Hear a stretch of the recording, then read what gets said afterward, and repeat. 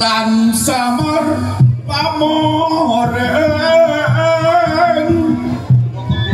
sokmo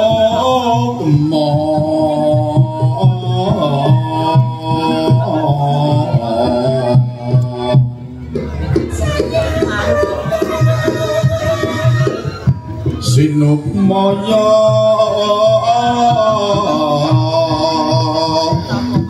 winah yoneng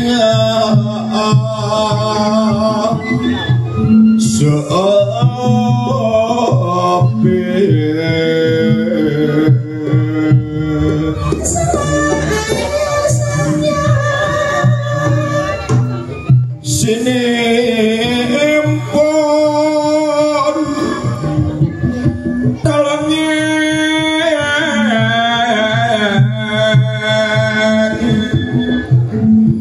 kalebu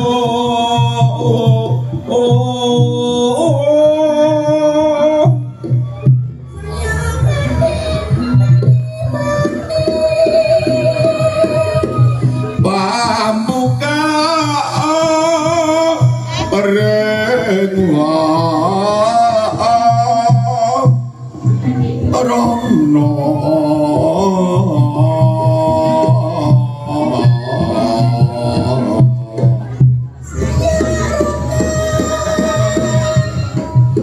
awet saking layap liyap enam loyo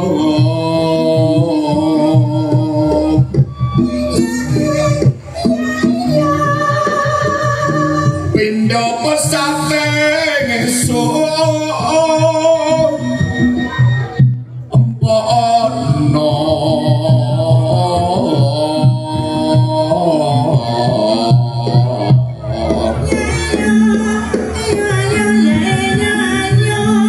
sumur suping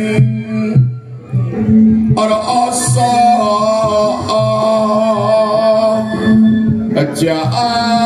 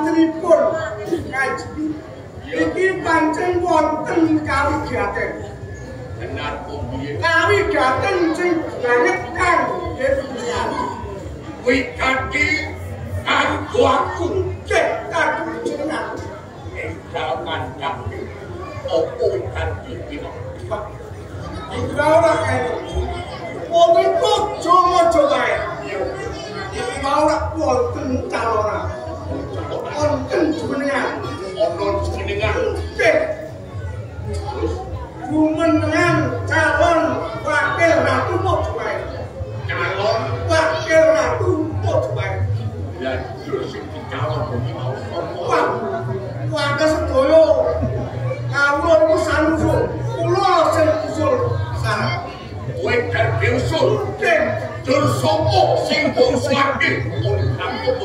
ingkang rosolaken sepindhang panjenengan. Rasul Pelorojo. Sedaya para kawula sarujuk nek panjenengan sing dados wakil Putri Mojokae. Dan yakin bosono nek aku sing dadi wakil lingkungan wis sarujuk. Sarujuk. Nek wonten mangkon Pak, mene loro kenan. Sasampunipun para kawula sami sarujuk. Walah, laku panjenengan boten rampung. Aku panjenengan malah boten rampung. Berkuat-kuat dadi acara rosok. Ing papan Kadipaten Jombang Lanteri kula aku rasokan panjen niku calonan besar. Cuman batal aja pun ngapale. Oke. Kalau iso wae wonten sing usul. Nang aneh kok ngaten. Usul kan kudune usulke lho ya. Lah kok usulke awake dhewe. Usulke pribadine dhewe. Bupati saking Adipaten Lampung Cirebon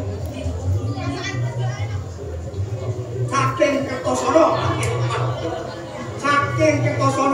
iya Progonoto kok musono awake dhewe anjir sasampunipun penjian boten Progonoto musono awake dhewe gaduh penting iki ditetepake nek wakil Putri Mojokae iki kula nembe kewan dadi campur kote Progonoto dadi sing kabeh bupati Gamelan Progonoto ya iki piye nek ono iki tetep apa arek kudu dikongkon karo bupati Progonoto iki piye yang kakang Dolotan Yaksan yang usin beda enak ya cocok wong urip kuwi enak lan enak yo nek jenenge ora duwe sing kanggo enak lan enak boten iso enak yo carane kepiye ana wong ora iso teko ning Mojokae iki muncul carane sampeyan kudu duweni alat sing kanggo enak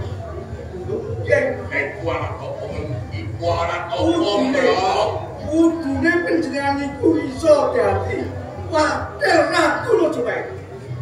Carane piye? Rene sampun pangsa sampun astor Progonoto gampil. Gampang. Ayo dipun jaluk. Mungkin. Jadi aku dan Kertosono dalam suatu kanjangan sokongan sekalian sampai di Pulau Mojokae campur kembalian Progonoto sesuai dengan Progonoto bukan dijemput lah oh iya saya bantu dengan putih ini kaki orang aku berbuka pisang nanti Pak, ambil begini kok, saya mau beli dia. Ayo, kita